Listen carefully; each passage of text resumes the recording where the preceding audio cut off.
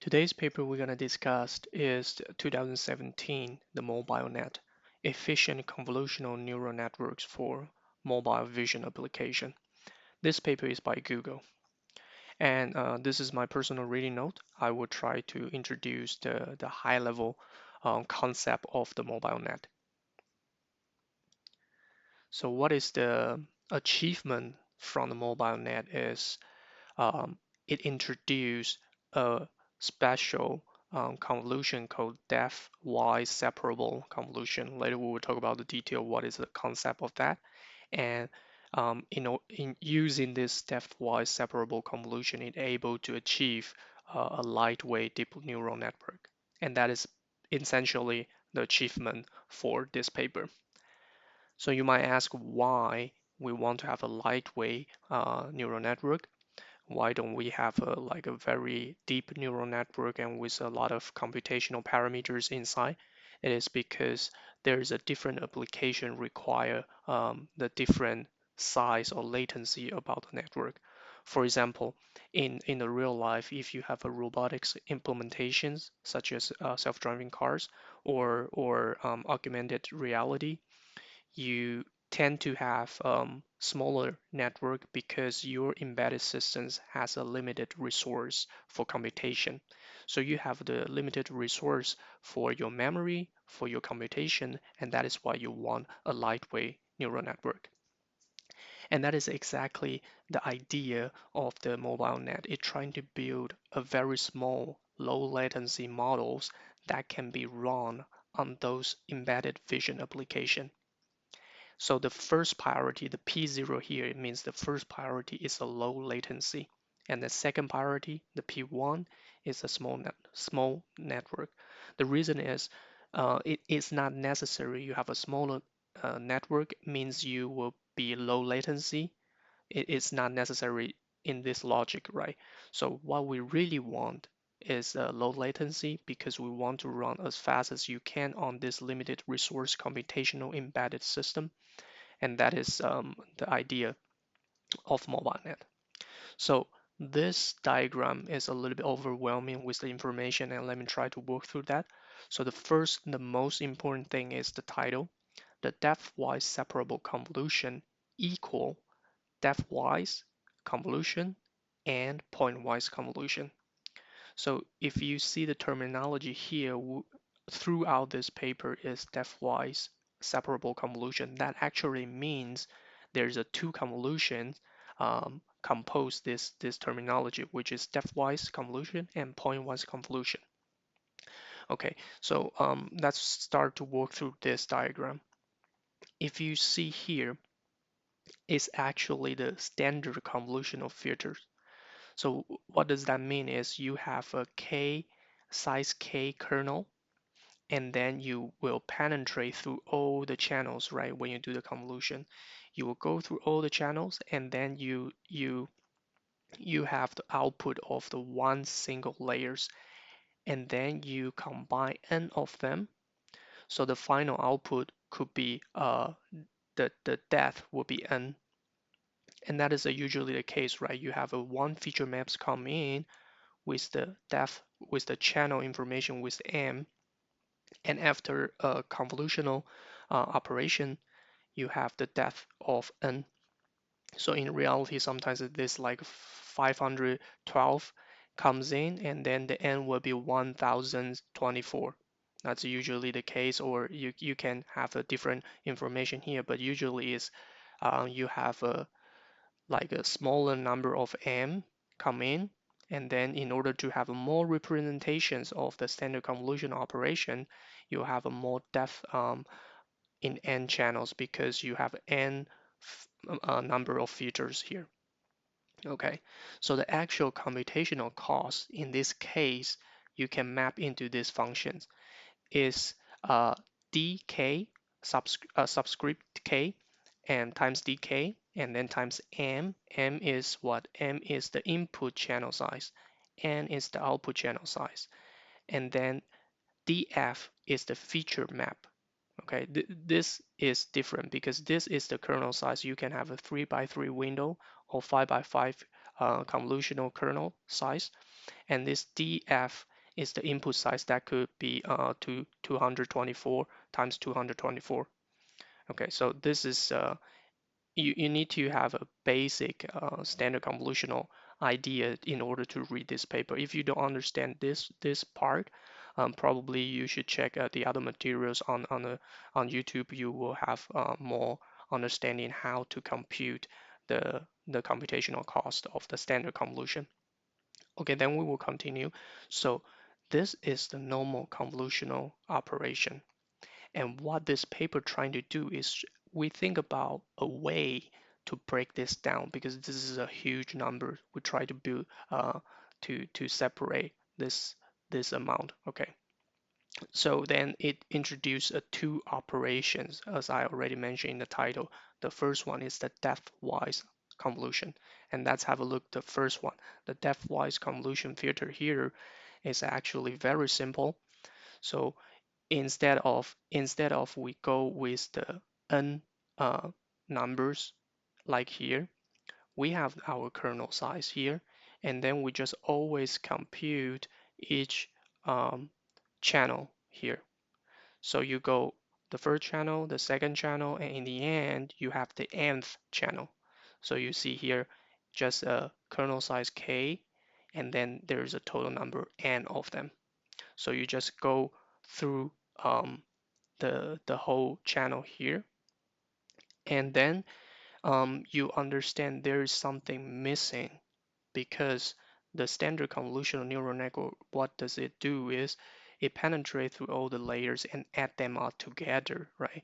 You go through all the layers and then you add them up together to have a one tiny output, and then you will go through the kernel.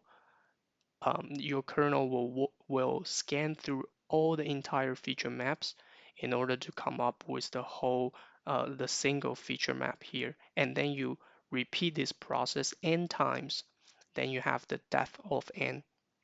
But in this case you only care about each channel at a time. That is why it's called depthwise convolution. So you need additional operations to combine those information, and that is the what we call pointwise convolution. And in this case it's called also called one-on-one convolution. So you can see here you have a one-on-one convolutional, and then you penetrate through m of them, right? You penetrate through m of them, and you in total you have n number of them. So you actually what you do is like a standard convolutional neural network. And probably this is a little bit vague here, but you from a high level perspective, right? You just think of you try to break down the standard convolutional operations into a more light way of computation. And that is this paper called depthwise separable convolution. And this depthwise separable convolution contains with two operations. The first one is the depthwise convolution, which is only care about each channel. And the second is the pointwise convolution, which care about to sum up all the different depth and different filter informations in order to have a representation for the final filter. Okay, so if you break down the um, the computational this and this, you can actually write this number here.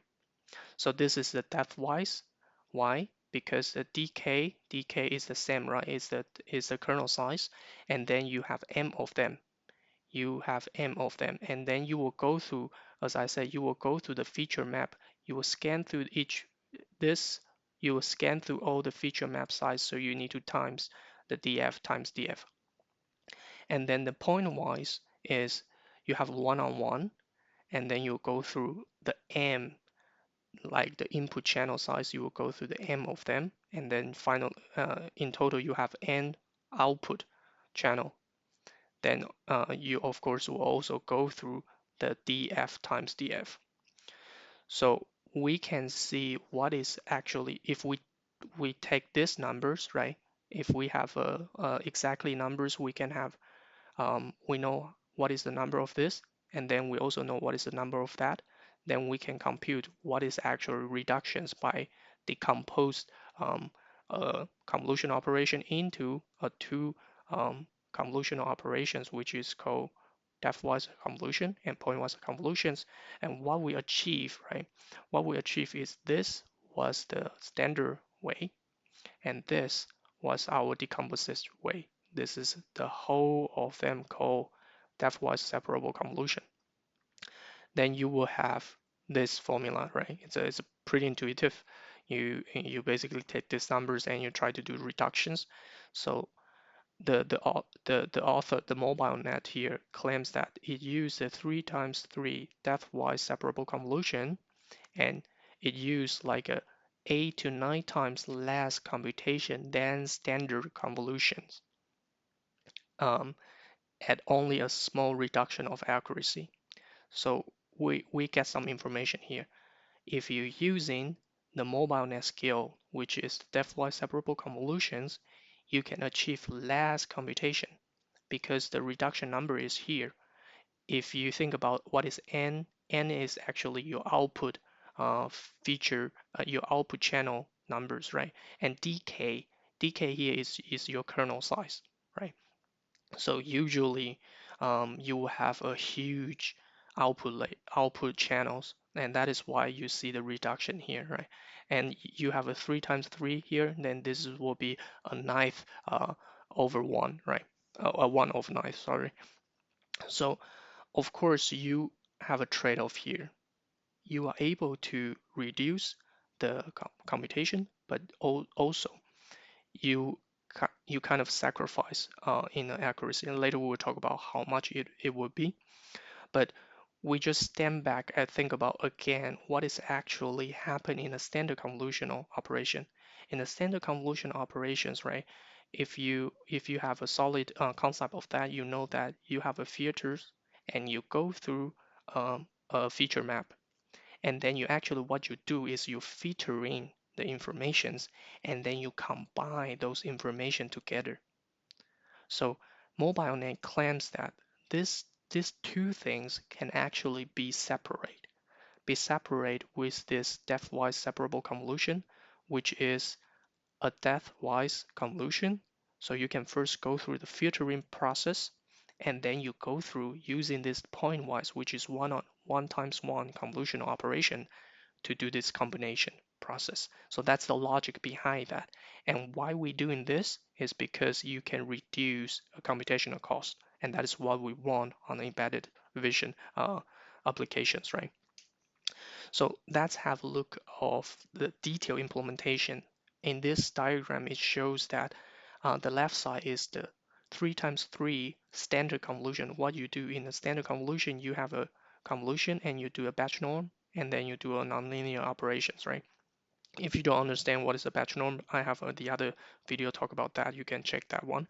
So if you're gonna split into a depthwise separable convolution process, you basically you break down. You see here you break down to two part.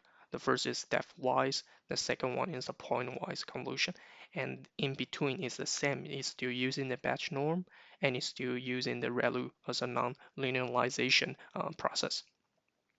Okay, so this is basically the architecture, the configurations of the MobileNet. And you can have a look here. Basically, you have this depthwise convolutions and then pointwise convolution. You see, if you're using a depthwise convolutions, right, you always will be the same depth as the input layers. And then you're only using the pointwise convolutions to alert to change your depthwise information. It's just some of detail, but actually in a standard convolutional process, you always combine these two together, so you never think about that. But when you split them, your logic could be clear. The depthwise information is just trying to filtering. The pointwise here is trying to combining. Okay. So it's not yet finished. In order to achieve even smaller, even faster network, this paper introduced two hyperparameters, which is called, the first one is called width multiplier. The second is called resolution multiplier. It's just a fancy terms. What it really means is the width multiplier is just a thinner model. So you reduce a channel size, you reduce the channel. And then the resolution multiplier is you just reduce the representation, meaning you reduce the, the feature map width and height. So if you can do that, right, if you're using these two hyperparameters, you can reduce even more on the computational cost. And what we mean here is we take the previous formula, right? You have this previous depthwise plus pointwise information, and if you can introduce additional width multiplier, which is when everything is handling with the channel, let's add an alpha here. So the alpha is between 0 and 1, right? So in this case, you have a smaller channel. You have a smaller channel here. This is the input channel size. This is the output channel size. Okay, so you do additional reduction. And the second hyperparameter is the resolution multiplier, and that is reduce the width and height. So whenever you're gonna touch the feature map size, right, this is your input feature map size df. So you can times a low, and in this case that you can reduce even more uh, computation because dk we say is a kernel size is like 3 times 3, right? But df could be your input uh, image is a 448, or your input feature map is a 224. So you can reduce even more for those feature map size. Then you can, of course, you can reduce the cost of the square of low, right? So by doing that, you see this combination. If you take these two hyperparameters, you can even reduce further for your model, like compared to the previous one. So let's have a look here. What is we talk about so much, right? We talk about, hey, using this you can really do the reduction, but what is actually the true reduction? Let's have a look here. So this is the result from the convolutional operation standard one, and then the depthwise separable convolution. And you can see all the numbers are here. You have dk, which is the kernel size is 3, and the m is the input feature map channel is 512, and the n is 512, and the df is the feature map size. This in this case is 14. So if you're using a standard convolution, you have the millions multiply and additions like this amount. That's your need to do the compute, and that is the millions of your parameters. It's 2.3 millions parameters. And if you do the depthwise separable convolution, you only reduce that much. It's like 8 times less, right? That's why the paper claims 8 times less. And if you and this is already good, right?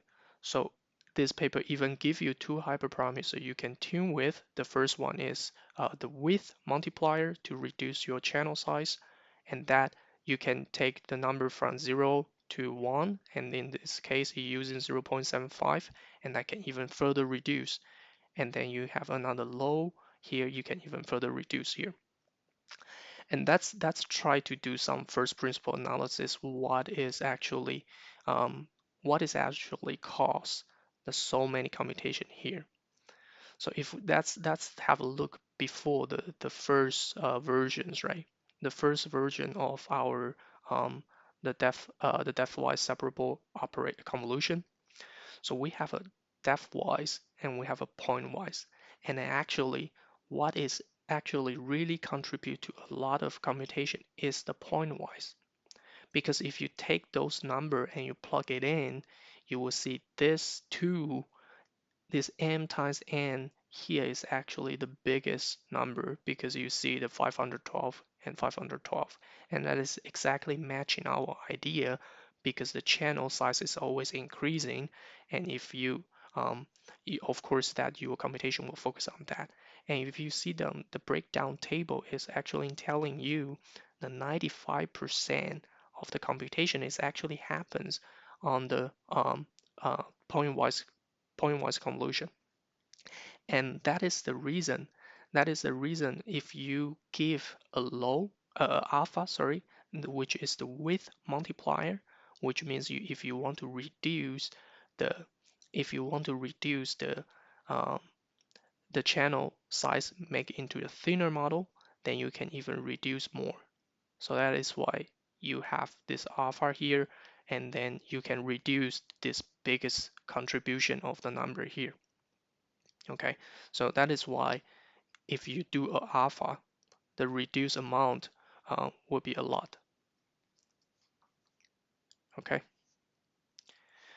Then we see the final slides of this presentation is the performance and computational reductions. So if you see this is the MobileNet and trying to do the ImageNet classifications, and then if you're using a standard one, this is the standard one, then you have the accuracy of 71, and then you have a huge amount of computations. If you're using a MobileNet which has the depthwise separable convolution, you reduce a bit your accuracy, but you reduce a huge amount of the computational cost. And that is exactly the trade-off this paper won. So just try to do a short recap.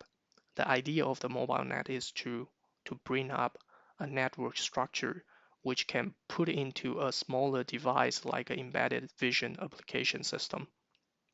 On those smaller devices, you have a limited resource, so you want to have a low latency. And in order to achieve that, this paper MobileNet, they break down the convolutional operation, the standard one, into what we call the depthwise separable convolution. And this depthwise separable convolution composed with two operations. The first one is the depthwise convolution. The second one is the pointwise convolution. And by using the first principle analysis, you know where you can do the reduction more. So in order to achieve even more compressions of your model, you can have two parameters to tune the whole MobileNet network. The first one is what we call width multiplier that can reduce the channel size of your output. And the second is we call resolution multiplier that can reduce the width and the height of your feature map. And that is all for this presentation. Thank you.